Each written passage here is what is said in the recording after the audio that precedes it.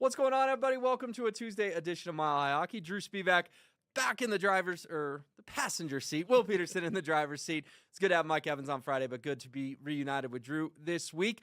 Drew, busy weekend for the Avalanche. You know, it was funny. We were giving Evans a little flack. Of course, the day he comes on the pod was the day the 17-game point streak ended the night before against the Islanders. But what do good teams do? They start new streaks. The Avalanche get back-to-back 3-2 wins over the weekend over the Rangers in overtime and then the Flyers on Sunday. I want to start with that Rangers game because, not going to lie, I watched the whole thing. That may be one of the more entertaining games the Avs have played this year. A ton to unpack from it. Drama at the end of regulation. McKinnon takes over in overtime. Huge win for the Avs, just in the sense of McKinnon said, you only get to play in the Garden once a year. We want to have a good showing when we're here in one of the most famous arenas in the world. What did you make of Avs and Rangers on Saturday afternoon? What a bounce back. To play the way that they did on Thursday night on Long Island against the Islanders, listen, whatever. It's one of those games that happens all the time. You're due. They were due for a stinker as well as they've been playing. But to go to Madison Square Garden, to go and play against a great goalie like Igor Shesterkin, be able to beat him 3 times is a big deal. That's a big deal. And those two teams it's such a fun matchup to watch them play because they kind of play a similar style of hockey. Now, the Rangers don't have as much talent as the Avalanche do, but remember, this is a Rangers team, too, that's been playing a little bit better at home as of late, as opposed to the way they started out the season. I think they were like 1-9 to start the season on home ice, but a really good win for this Avalanche team. And then, hey, how about that? They got an overtime win. Like, that never happens anymore, but they went out and get an overtime win. Nathan McKinnon dude, that goal in overtime. Oh, my gosh. Was just unbelievably filthy. So good to see him bounce back. And then you go on Sunday, and then you go down to Philadelphia. You get another win against another team that's playing really good hockey right now. So just a really good way to bounce back after your first stinker of the year, and now you look to finish this thing up in Nashville tonight. We'll see what happens. Yeah, no, it was a good way to bounce back for sure. And you mentioned the McKinnon OT goal, and even his goal to put the Avs up 2-1 in the third period. I mean, the hand-eye coordination this guy has is just remarkable, and he slaps the puck out of midair. And then at the end of regulation, it looked like the Rangers played the puck with a high stick, not once, but twice. Artemi Panarin eventually finds the back of the net. They go to review, and of course, I don't know about you, Drew, but it feels like reviews never go the Avalanche ways, whether it's goalie interference or offsides, or in this case, in a high stick. Feels like they're always drawing the short straw on reviews. It looked like a high stick to me, but honestly, it looked like McKinnon took it personally, and then even in OT, there was a play where it looked like he had possession of the puck. The linesman blew it early. They called him offsides. And then 30 seconds later, he's like, you know what? I'm just going to call game. An amazing pump fake, jukes the defender out of his skates, comes around, like you said, Shesterkin, one of the best goalies on earth, backhand moment. And then the celly from Nathan McKinnon. You rarely see that kind of emotion from number 29.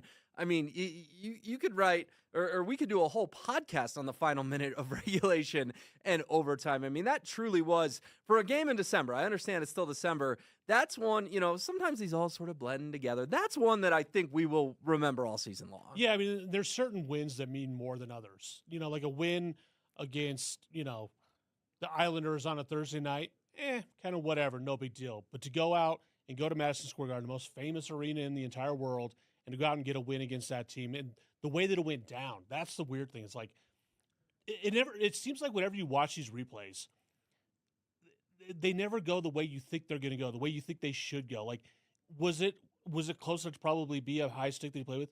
Yeah, I thought it was. They probably should have blown the play dead, and then it goes, whatever. But then you lose it, and you go on the power play, and it's like, well, okay, all right, let's see what happens. But I don't know. It was important for me to see just Nathan McKinnon's like, all right, you know what? Forget this. I'm just going to take over. I'm going to take over, dominate. It's all good.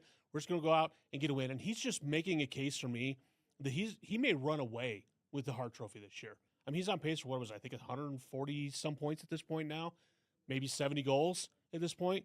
He's going to run away with this thing the way he keeps playing right now. So it's just awesome to see that. Marty Necas, 3 assists in the game on Saturday. So you're just seeing it seems like it's different guys every night, but it's also Nathan McKinnon just going out and dominating whenever he gets the opportunity to. Yeah, no, and he certainly did that on Saturday. And then you brought up Sunday. Blackwood had to play back-to-back games, which always does make you a little nervous, a 20-something, 21-hour type turnaround. He stops a penalty shot in the third period against the Flyers to preserve a 3-2 lead. Wasn't the prettiest third period by the Avalanche, but they held on for the victory. And I like that Valerian Nichushkin ultimately scored the game winner. And it was a pretty goal. You know, Nichushkin gets a lot of grind him out goals, but he had a shot booked for the upper corner that Philly's goalie had no chance on. Brock Nelson continues to play better hockey. Listen, we all love the 7-1 laughers. I get it, but back-to-back grinded out 3-2 wins, to me, there's a reason the Avalanche can threaten the Bruins record for 135 points in a season, because they can win in all kinds of ways. And yeah, you lost the Islanders. I like the word you used, stinker. That's what it was. That's what Mike and I sort of chalked it up to. No panic, only second regulation loss of the year, but you get 4 points against two hot teams, like you mentioned, both on the road, kind of ridiculous scheduling by the NHL, 2 back-to-back day games.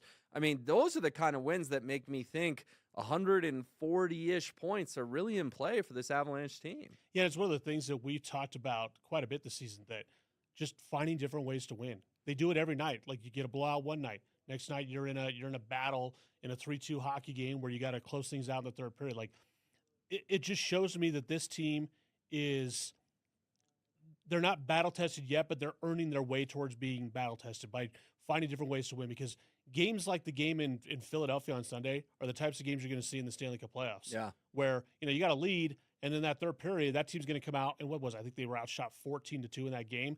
They find a way to win the hockey game. And you mentioned Blackwood on the back-to-back. That was a big deal for me, seeing him go on a back-to-back. I was a little surprised to see that. I thought they might give Trent Miner the shot. But seeing Blackwood go on a back-to-back, knowing that he's still kind of working his way back from injury a little bit, he looks great. The way he played, go out and to do that against a really good hockey team, that was really important for me to see Blackwood be like, all right, you know what? I can handle the back-to-back. It's all good. No worries. You don't have to worry about it.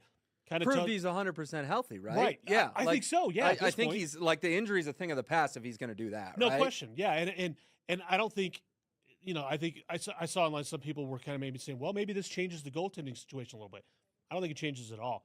I think Jared Bednar has found the perfect kind of solution to this goaltending thing. It's like, hey, Blackie, you're going to start one night. Wedgie, you're going to start the next night. We're just going to go with a 1A, 1B combination to keep both of these guys hopefully as healthy as you can. That way, once we get into April, then they're both good to go no matter what the situation's going to be. So I don't think anything's going to change on that front. We're kind of standing because I think Wedgwood's going to go tonight for the Avs against the Predators. So you're going to see, like, hey, one night's going to be Scott Wedgwood, one night's going to be Mackenzie Blackwood.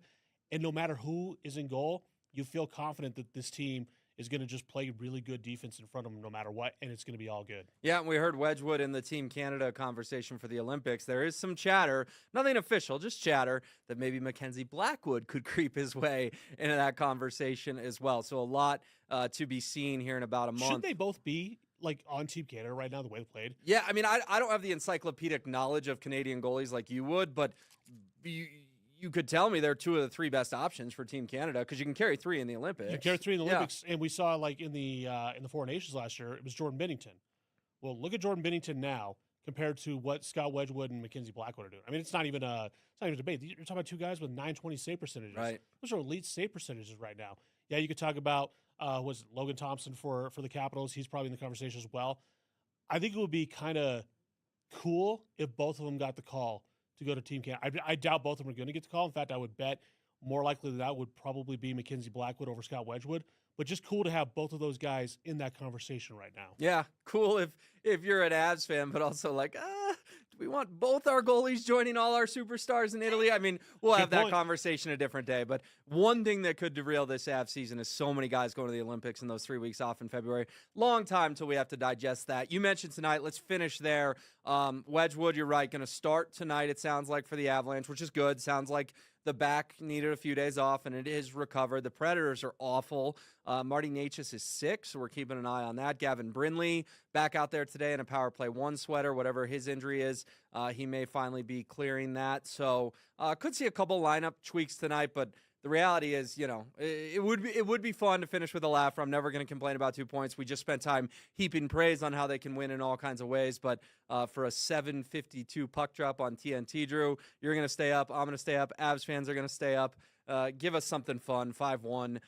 Turn it off. Go to bed. That's the kind of trend I would expect tonight in Nashville. Then again, it is the end of a long road trip, so you never know. Yeah, it's always that last game of the road trip that always worries me the most, because this team's ready to go home. They're ready to go back sleep in their own beds, get back to their families. And remember what happened a couple weeks ago when the Avs went to Nashville? They were in a dogfight the entire game. In fact, it was Mackenzie Blackwood that had the 35 save performance to bail them out. For whatever reason, this team struggles in Nashville. They just don't play good hockey. I kind of wonder and hope maybe they didn't go out on Broadway because they probably left Philadelphia Sunday, afternoon after the game and got to Nashville early and probably went out on Broadway Sunday night. Hopefully they got out of their system and they play a much better game than they did the last time. But you're right. The Predators are not a good hockey team.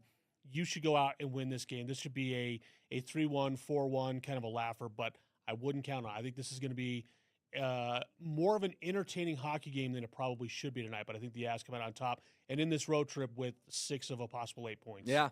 Well, you and I have no problem with Broadway on Sunday, but maybe Broadway on Monday. Hopefully that was a little more chill. Avalanche enjoying Nashville, and then they'll be back home on Thursday night against the Panthers. All right, it was fun, and Drew and I will be back on Friday reacting to 2 more Avs games for another